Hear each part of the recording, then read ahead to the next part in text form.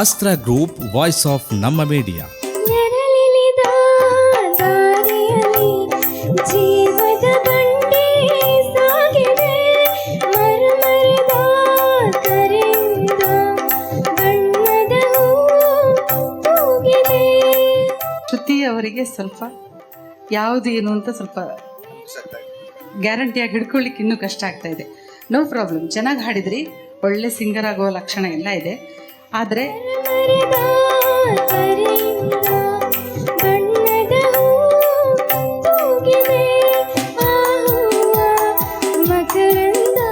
ತಾಲಿ ತುಂಬ ಚಂದ ಹಾಡಿದ್ವಿ.